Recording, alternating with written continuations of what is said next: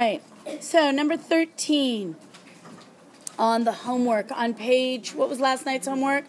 141, number 13. This is a very important problem, and this is going to come up over and over in your Common Core testing. Shh. Okay, so the first thing I want you to notice is we have 2 points. Now, the points they happen to give us are very easy, but let's go through the step of how to find the slope. Okay, so I'm going to remind you, it says, the graph shows the distance y in miles that a bus travels in X hours. Find and interpret the slope. So the first thing we're going to look at is the 2 points that they give us. And they give us 1,60 or 2,120. Sorry about that.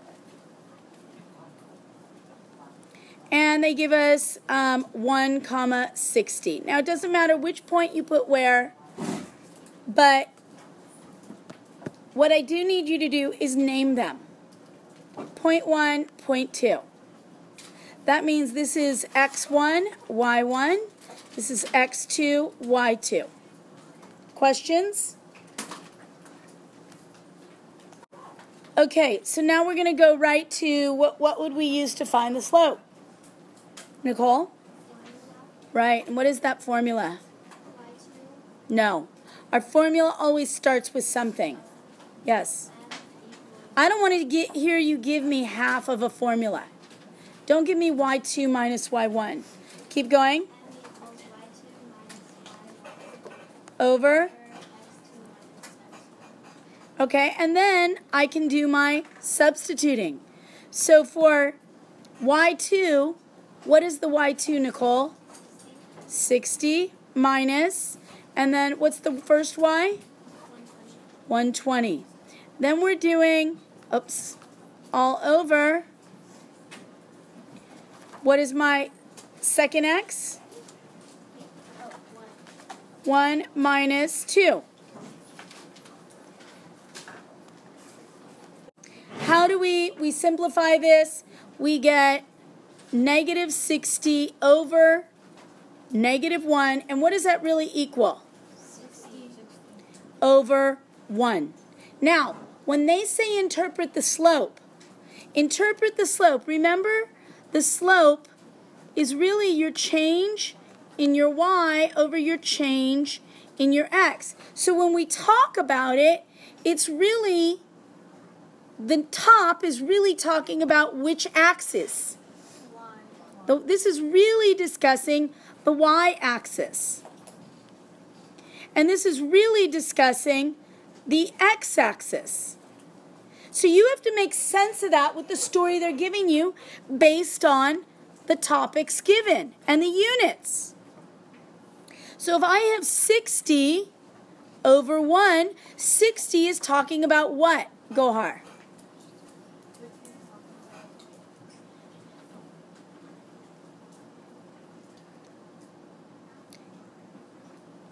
Remember we said it is our y over our x. So 60 really represents what? What axis? Right, and what are they talking about in the y-axis? Look at the label.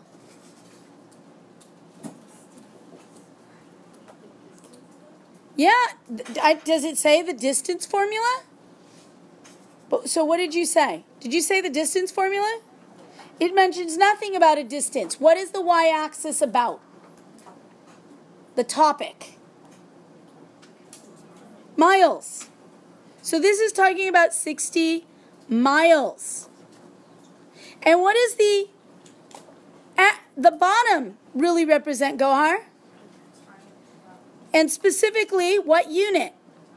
Hours. So when you interpret this, what it really means is for every 60, I move 60 miles per 1 hour. For every hour, I move 60 hours. That would be the interpretation. For every hour, I move 60 miles. Yes. You could tell that, like, the two 120 is, like, both, like, Okay, so the question was, could I have made 2, 120 number 2 and 1, 61? Absolutely. I don't care which one you name, 1 or 2. My point is, make sense of what you have. When you get that numerator, what are they talking about? They're talking about these units. Whoops, that's too fat. They're talking about these units right here. Miles. Miles. And when you're talking about for the x-axis, they're talking about hours. Does that make sense? That helps you to interpret the slope.